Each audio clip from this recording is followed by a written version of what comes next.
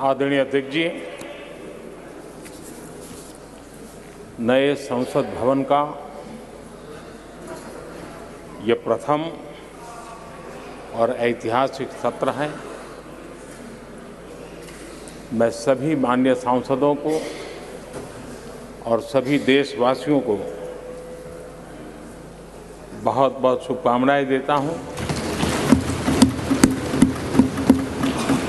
आदरणीय अध्यक्ष जी, आज प्रथम दिवस के प्रथम सत्र में नए सदन में आपने मुझे बात रखने के लिए अवसर दिया है, इसलिए मैं आपका बहुत बहुत आभार व्यक्त करता हूं। इस नए संसद भवन में मैं आप सभी माननीय सांसदों का भी हृदय से स्वागत करता हूं। ये अवसर कई मायनों में अभूतपूर्व है। आजादी के अमृत काल का ये उषा काल है और भारत अनेक सिद्धियों के साथ नए संकल्प लेकर के नए भवन में अपना भविष्य तय करने के लिए आगे बढ़ रहा है। विज्ञान जगत में चंद्रयान 3 की गगनचुंबी सफलता हर देशवासी को गर्व से भर देती। भारत की अध्यक्षता में G20 का असाधारण आयोजन विश्व में इच्छित प्रभाव, इस अर्थ में ये अद्वितीय उपलब्धियां हासिल करने वाला एक अवसर भारत के लिए बना। इसी आलोक में आज आधुनिक भारत और हमारे प्राचीन लोकतंत्र का प्रतीक नए संसद भवन का शुभारंभ हुआ है। सुखद संयोग है कि ये गणेश चतुर्थी का शुभ दिन है।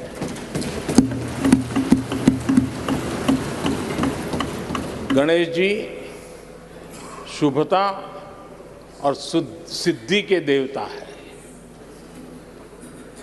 गणेश जी विवेक और ज्ञान के भी देवता है। इस पावन दिवस पर हमारा ये शुभारंभ संकल्प से सिद्धि की ओर एक नए विश्वास के साथ यात्रा को आरंभ करने का है। आजादी के अमृतकाल में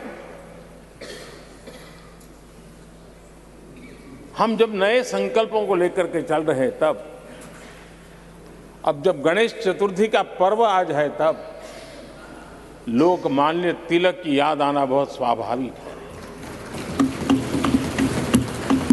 आजादी के आंदोलन में लोकमान्य तिलक जी ने गणेश उत्सव को एक सार्वजनिक गणेश उत्सव के रूप में प्रस्तावित करके पूरे राष्ट्र में सुराज्य की आहलेख जगाने का माध्यम बनाया था। लोकमान्य तिलक जी ने गणेश पर्व से सुराज्य की संकल्पना को शक्ति दी। उसी प्रकार से आज ये गणेश चतुर्थी का पर्व लोकमान्य तिलक जी ने स्वतंत्र भारत स्वराज्य की बात कही थी। आज हम समृद्ध भारत गणेश चतुर्थी के पावन दिवस पर उसकी प्रेरणा के साथ आगे बढ़ रहे हैं। सभी देशवासियों को इस अवसर पर फिर एक बार मैं बहुत बहुत बधाई देता हूं। आदरणीय अध्यक्ष जी, आज संवत्सरी का भी पर्व है। ये अपने आप में एक अद्भुत परंपरा है। इस दिन को एक प्रकार से क्षमा वाणी का भी पर्व कहते हैं। आज मिच्छामि दुक्कड़म कहने का दिन है। ये पर्व मन से, कर्म से, वचन से अगर जाने अनजाने किसी को भी दुख पहुंचाया है तो उसकी क्षमा याचना का अवसर है। मेरी तरफ से भी पूरी विनम्रता के साथ, पूरे हृदय से आप सभी को, सभी सांसद सदस्यों को और सभी देशवासियों को मिच्छामि दुक्कड़म। आज जब हम एक नई शुरुआत कर रहे हैं तब हमें अतीत की हर कड़वाहट को भुलाकर आगे बढ़ना है। इस स्पिरिट के साथ जब हम यहां से हमारे आचरण से, हमारी वाणी से, हमारे संकल्पों से जो भी करेंगे देश के लिए, राष्ट्र के एक एक नागरिक के लिए वो प्रेरणा का कारण बनना चाहिए और हम सबको इस दायित्व को निभाने के लिए भरसक प्रयास भी करना चाहिए। आदरणीय अध्यक्ष जी, ये भवन नया है, यहां सब कुछ नया है, सारी व्यवस्थाएं नई हैं।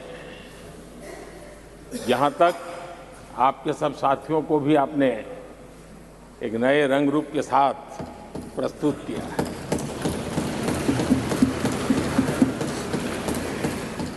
सब कुछ नया है, लेकिन यहां पर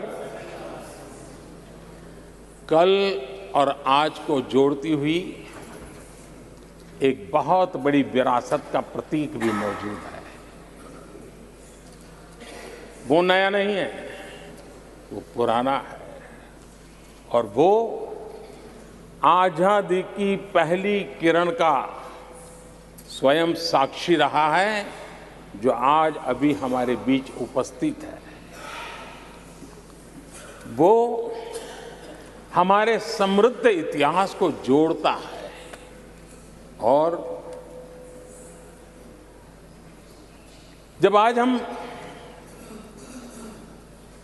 नए सदन में प्रवेश कर रहे हैं, संसदीय लोकतंत्र का जब ये नया गृह प्रवेश हो रहा है तो यहां पर आजादी की पहली किरण का साक्षी जो आने वाली पीढ़ियों को भी प्रेरणा देने वाला है, वैसा पवित्र सेंगोल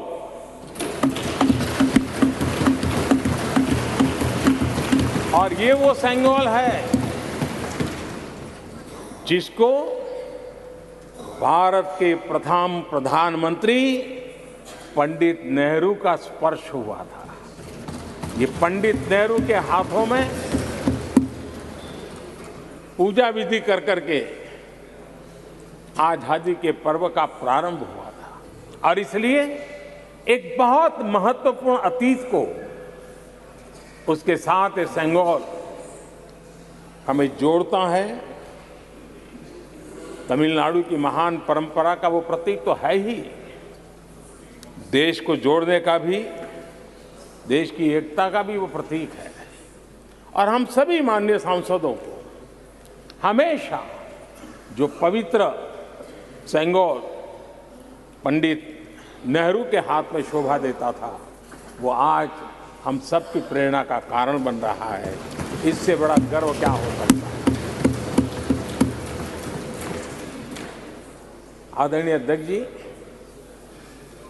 नए संसद भवन की भव्यता आधुनिक भारत के महिमा को भी मंडित करती है।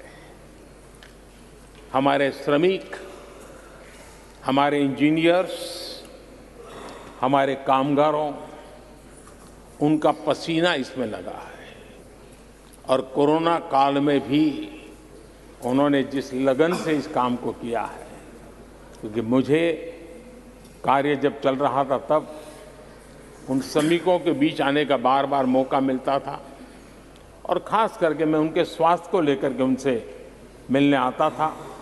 लेकिन ऐसे समय भी उन्होंने इस बहुत बड़े सपने को पूरा किया।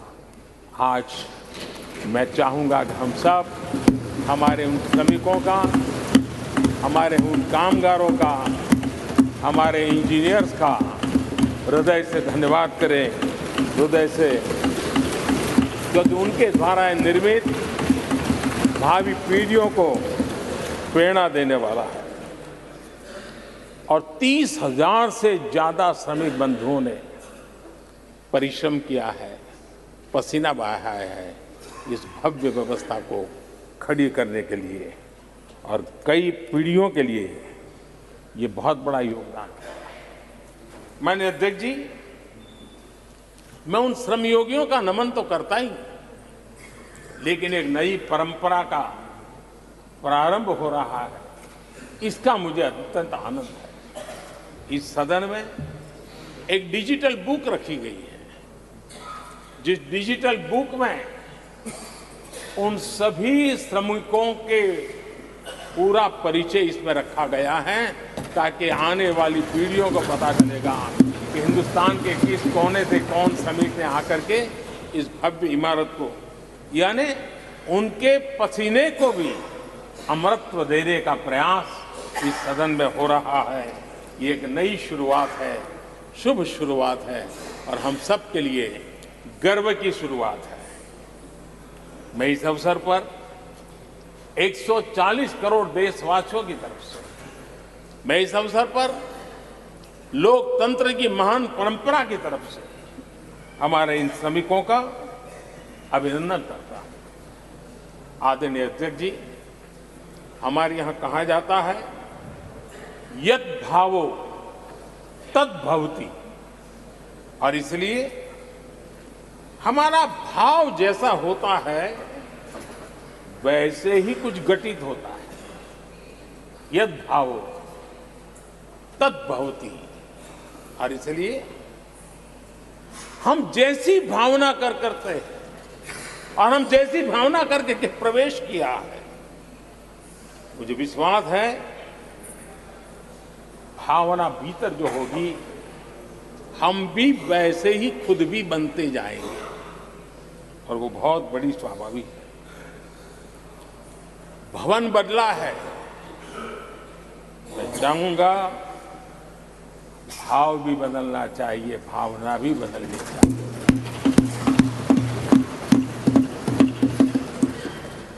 संसद राष्ट्र सेवा का सर्वोच्च स्थान है। ये संसद दलहित के लिए नहीं है। हमारे संविधान निर्माताओं ने इतनी पवित्र संस्था का निर्माण दलहित के लिए नहीं, सिर्फ और सिर्फ देश हित के लिए किया।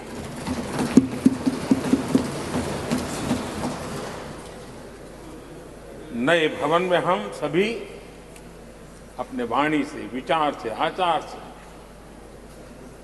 संविधान के जो स्पिरिट है उन मानदंडों को लेकर के, नए संकल्पों के अनुसार नई भाव को लेकर के, नई भावना को लेकर के,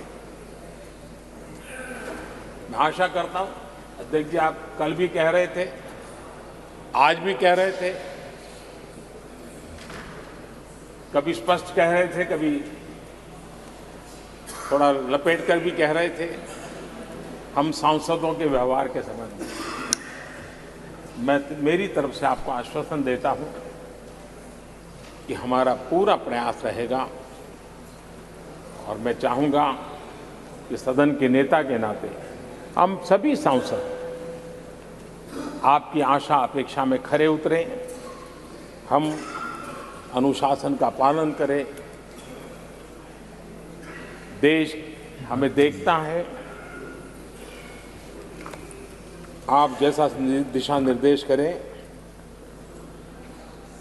लेकिन माननीय अध्यक्ष जी, अभी चुनाव तो दूर है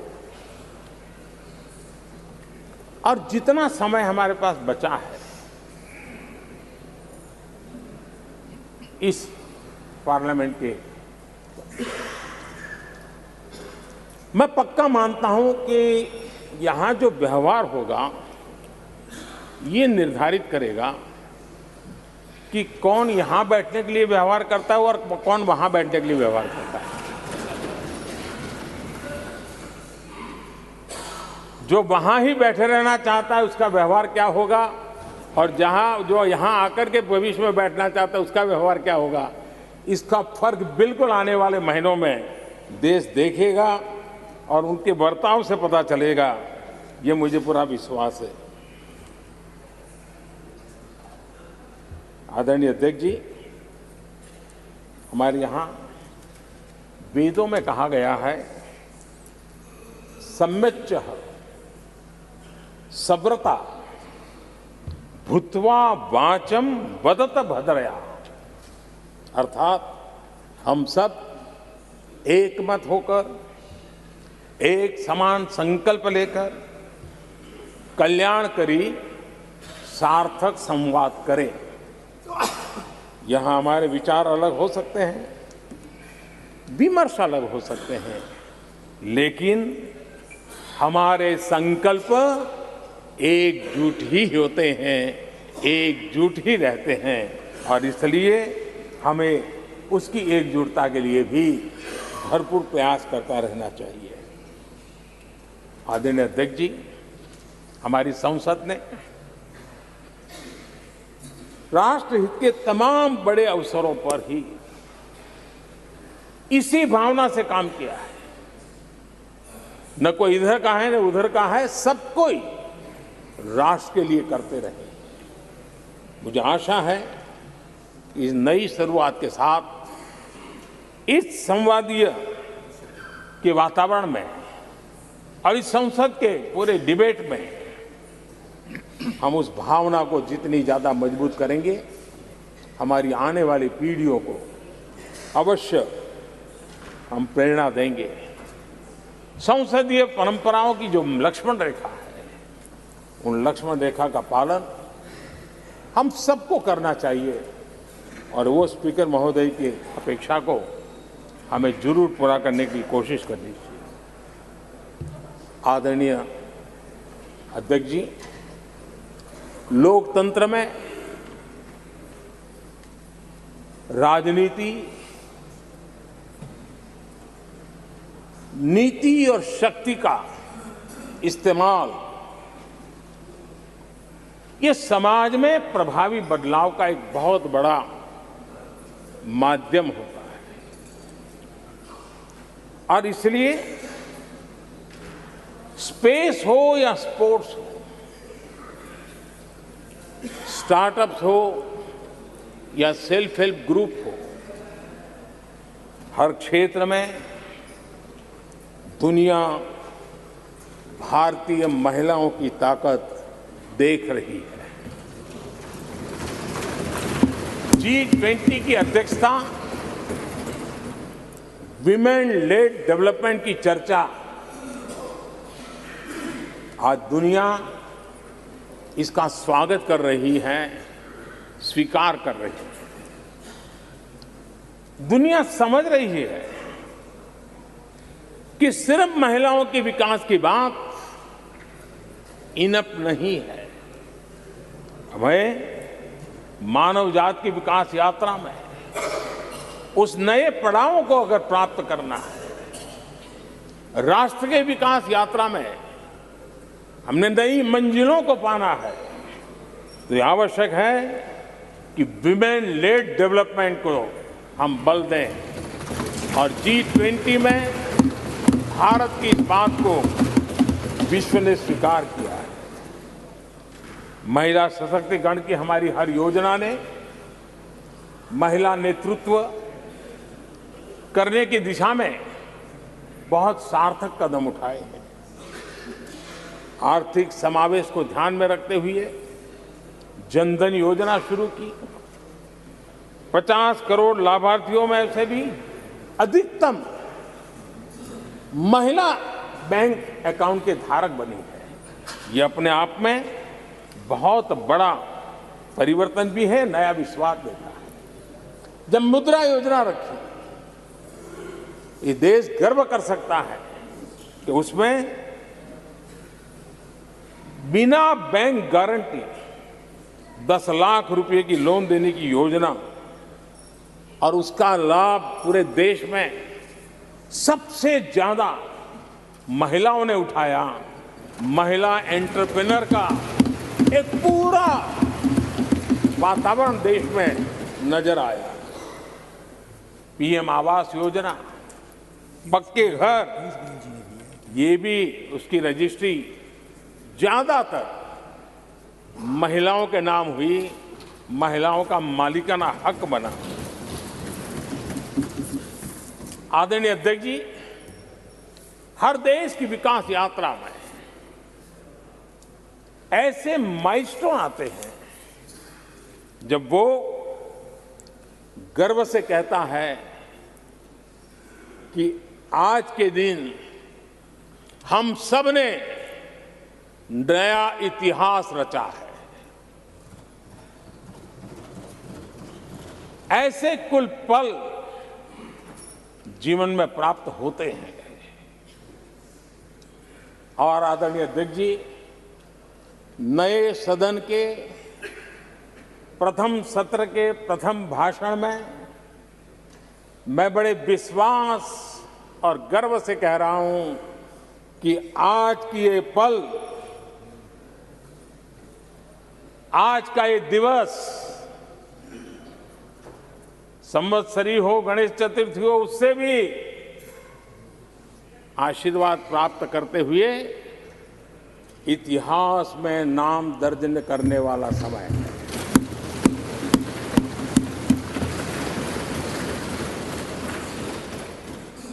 हम सब के लिए पल गर्व की पल है। अनेक वर्षों से महिला आरक्षण के संबंध में बहुत चर्चाएं हुई हैं, बहुत वाद विवाद हुए हैं। महिला आरक्षण को लेकर संसद में पहले भी कुछ प्रयास हुए हैं। 1996 में इससे जुड़ा बिल पहली बार पेश हुआ था। अटल जी के कार्यकाल में कई बार महिला आरक्षण का बिल पेश किया गया, कई बार, लेकिन उसे पार कराने के लिए आंकड़े नहीं जुटा पाए और उसके कारण वो सपना अधूरा रह गया। महिलाओं को अधिकार देने का, महिलाओं की शक्ति का उपयोग करने का वो काम, शायद ईश्वर ने ऐसे कई पवित्र काम के लिए मुझे चुना है।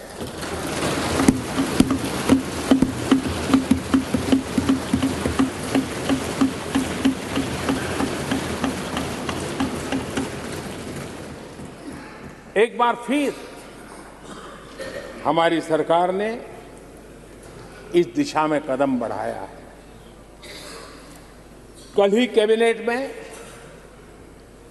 महिला आरक्षण वाला जो विधेयक है उसको मंजूरी दी गई है।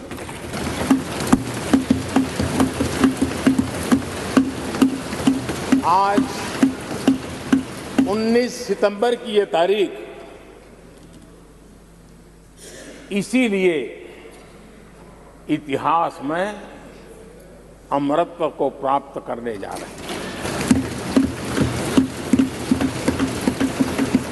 आज जब महिलाएं हर सेक्टर में तेजी से आगे बढ़ रही हैं, नेतृत्व कर रही है, तो बहुत आवश्यक है कि नीति निर्धारण में, पॉलिसी मेकिंग में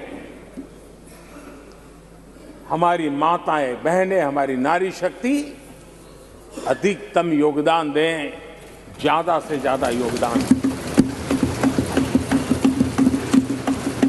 योगदान ही नहीं, वे महत्वपूर्ण भूमिका निभाएं। आज इस ऐतिहासिक मौके पर नए संसद भवन में सदन की पहली कार्यवाही के रूप में उस कार्यवाही के अवसर पर देश के इस नए बदलाव का आह्वान किया है और देश की नारी शक्ति के लिए सभी सांसद मिलकर के नए प्रवेश द्वार खोल दें, इसका आरंभ हम इस महत्वपूर्ण निर्णय से करने जा रहे हैं। विमेन लेड डेवलपमेंट के अपने संकल्प को आगे बढ़ाते हुए हमारी सरकार आज एक प्रमुख संविधान संशोधन विधेयक प्रस्तुत कर रही है।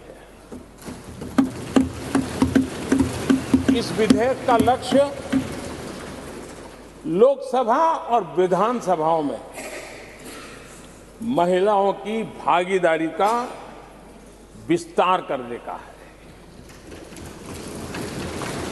नारी शक्ति वंदन अधिनियम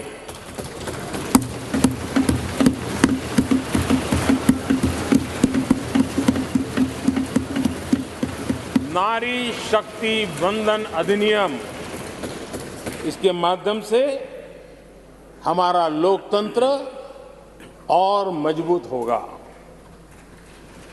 मैं देश की माताओं, बहनों, बेटियों को नारी शक्ति वंदन अधिनियम के लिए बहुत बहुत बधाई दूंगा।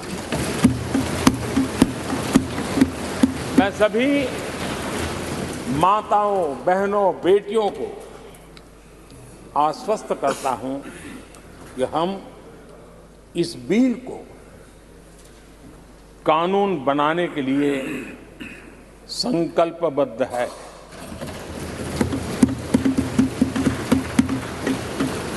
मैं इस सदन में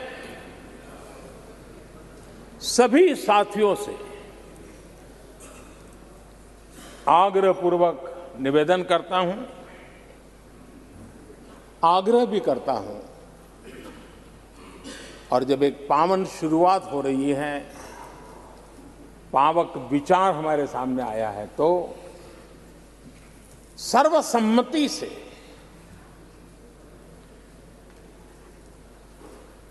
जब ये बिल कानून बनेगा तो उसकी ताकत अनेक गुना बढ़ जाएगी।